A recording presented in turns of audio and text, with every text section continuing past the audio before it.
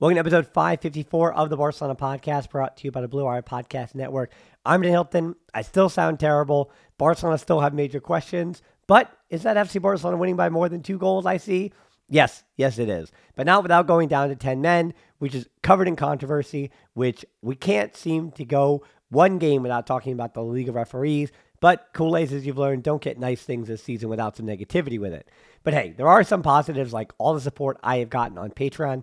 Thank you so much to all our new patrons, along with subscribing on YouTube and people following on the podcast apps. So thank you so much for all the support that I've been getting this season, as results haven't really gone Barcelona's way. Subscribing on YouTube, that is definitely the most helpful thing you do at this point. So with all that done, let's get to the 5 headlines from Barcelona's 3-1 win over Alaves. Headline 1 is CDM Christensen. This was the one big wrinkle in this game, one that we have been waiting for. You know, I was thinking about it, and has Christensen ever stepped into that defensive midfielder role in his 2 seasons at Barca? The answer is no, because it was Eric Garcia who did it last season. In fact, the ESPN broadcast had it. His last CDM appearance in club competition was in 2016 for Borussia Mönchengladbach when they lost 4-0 to Schalke. He was a younger man. I was a younger man, and so that was a long time ago. But structurally, this wasn't that different. It was Xavi ball, if that's what you want to call it, with the 4 midfielders that he wanted to play. And yet, with Gabi, Pedri, Gundogan, and De Jong going into the season, that 4 midfield set was never going to work because none of them functioned as the destroyer type. You can't really use the term pivot or pivote because that's not what Christensen was doing. That's not the job he had. Instead, it was just a destroyer, defensive midfielder, keep everything solid and in shape the way that Remy was doing at the start of this season. But functionally going forward, it was still a 3-2-5 in buildup. And the question for Christensen was going to be, could he do enough of a job to get the best out of everybody else around him that he was not a net negative and he brought more positives out of everybody else? Because we knew that, again, as a pivot, he wasn't going to shock the world or reinvent the wheel. My main questions were, could he even turn on the ball quick enough? And against a medium to low block like Alaves were going to play, that question became not only could he turn on the ball, but then could he play a ball quick enough to open up a team in a mid-block to a low block? Not to mention whether or not he could actually do the job and help Barcelona keep their defensive shape. The one real mistake he had in the game came, fortunately, in the 3rd minute, when Alaves were really pressing, forcing Barcelona in a new setup to beat them and to play through them. So he makes a little mistake there. Didn't seem like he was comfortable enough to turn quick and to get Barcelona moving in transition. Instead, he plays it back, Alaves pressure, and it's the first nervy moment with him at defensive midfield. Fortunately, though, after that moment, that seemed to be all that it took for him to settle in, and then once he settled in, Barcelona settled in too. And then once he had settled in and Barca settled in, the real question became, like it was when Barca were clicking last season with Busquets, and then when Remy started the season with confidence, who of Pedri, De Jong, or Gundogan were the biggest beneficiaries of an actual defensive midfielder? One that would help not only cover up their weaknesses, but allow all 3 of them to focus more on what they do well. The spoiler is, I think general consensus winds up saying that Gundogan was the biggest beneficiary, but for the first half of that game at least, to me, De Jong was the biggest beneficiary because it does more than any of the others, and Busquets did this last year when they were playing well together. An actual defensive midfielder does cover up, I think, De Jong's weaknesses more than the others, where I feel like if you're going to say who actually prospers the most and gets into the best positions, it's of course Gundogan, because he doesn't have to worry about being a defensive midfielder. Still, a defensive midfielder did not save Barcelona from their defensive frailties. Those persisted throughout this game, as you'll hear me go along with these. And from the early going, you knew that this defensive midfielder was more to help the attack and the offensive players in the midfield more than it was to solve any problems defensively, because Rafa Marin got a block on an Araujo header, and other than that moment, and then of course the goal in the first half, it was mainly one-way traffic for Alaves with their chances. Iñaki Peña was at least assertive in the air in the first half, but Alaves had the scouting report.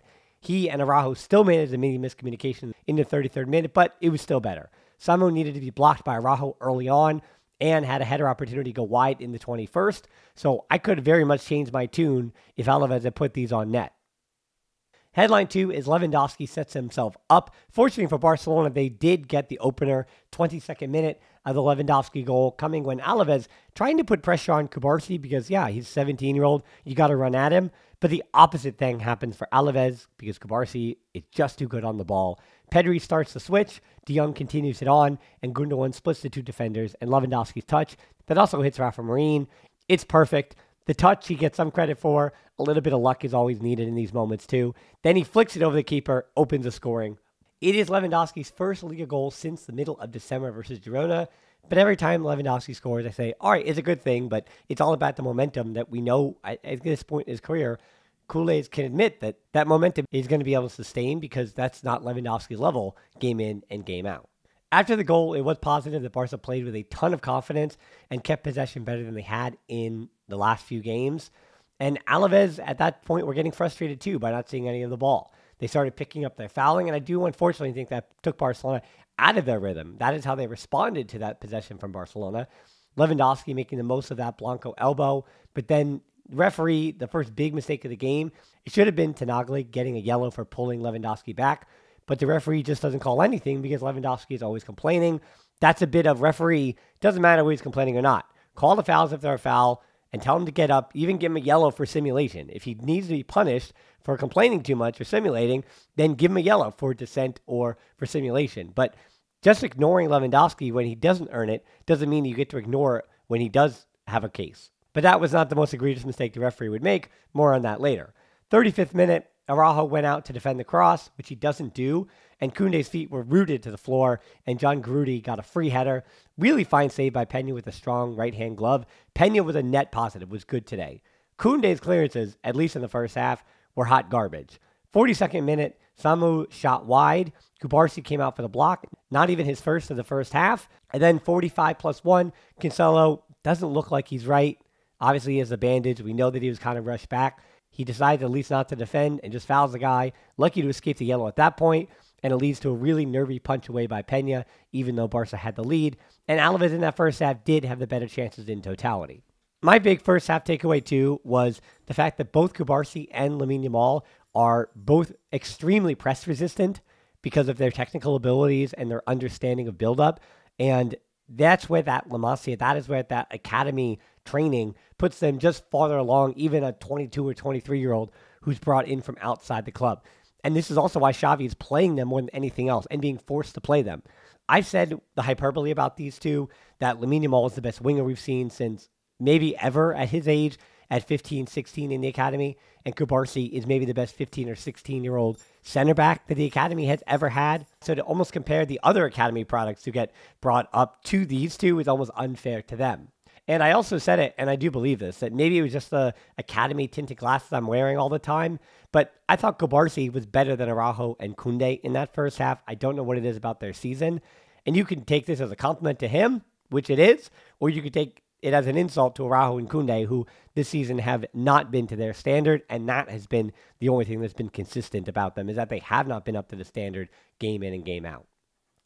Headline 3 is Here Comes the Goals. Halftime, I think it was more of an injury than tactical, but Cancelo out for Hector Fort.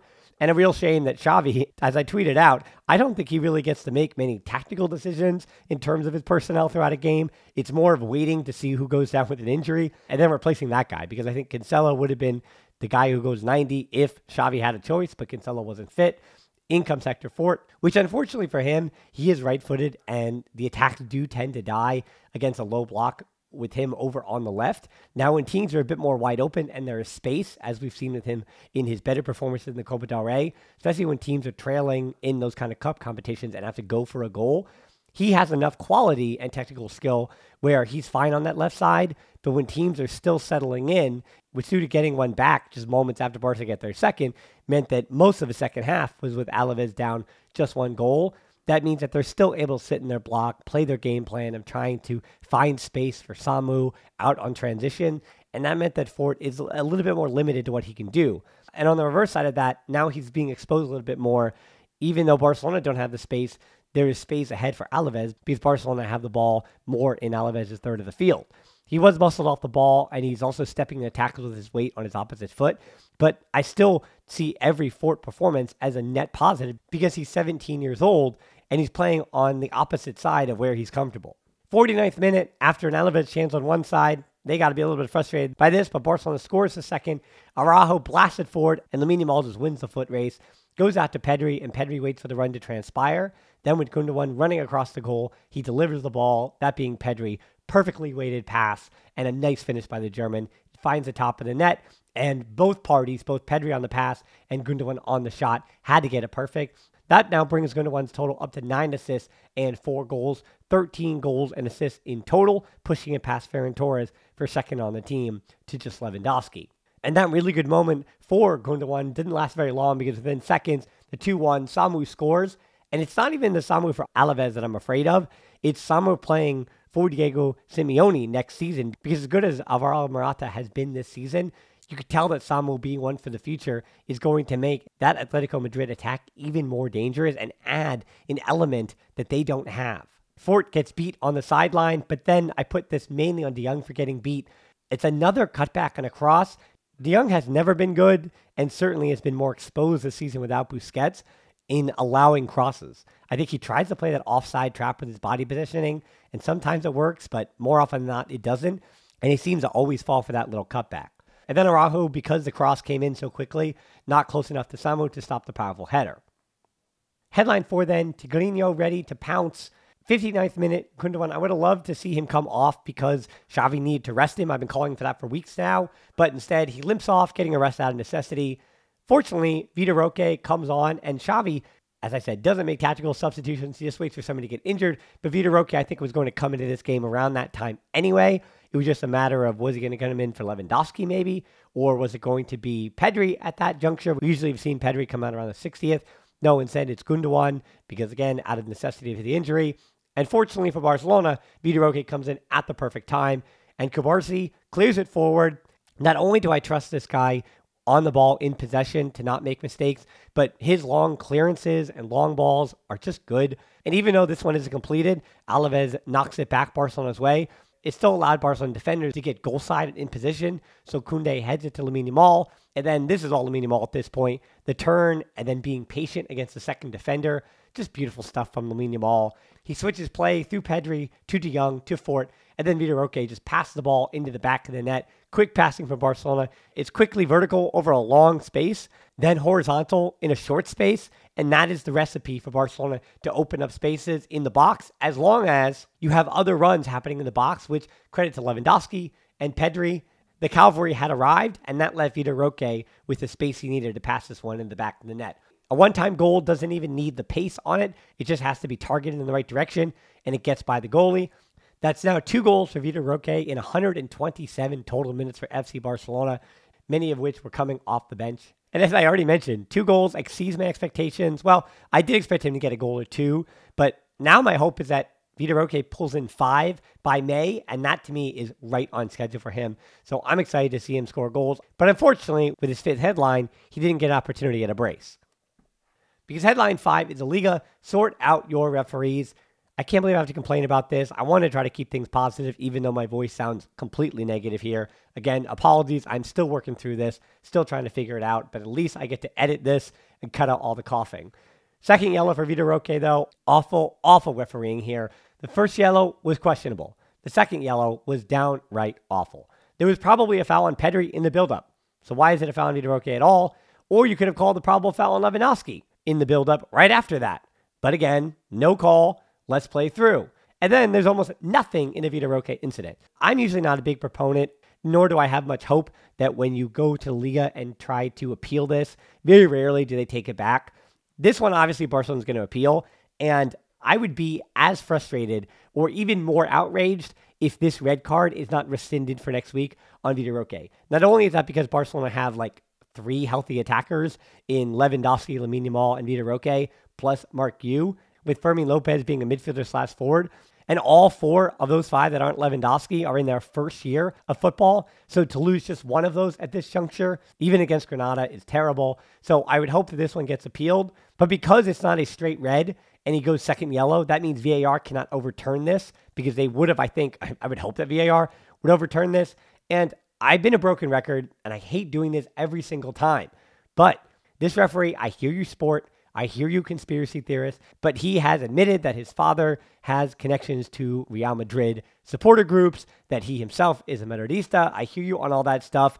I continue to say that there needs to be a just full top to bottom reevaluation of Spanish refereeing, because this is just a joke. And it wasn't just Barca. I said last week that it should have been Osasuna to get a penalty. It should have been Barcelona to get a penalty. all sides, maybe not named Real Madrid, but even them, they've had one or two. But all sides this season have had more than one gripe against these Spanish referees. They have just been not up to the task. And I think that, sure, the incompetence has bordered on conspiracy this season. And it's hard for me because I would love to just have a calm head about this. And it's so hard for me not to just give an inch to the conspiracies because of the sheer level of incompetence. At some point, you can't be this bad.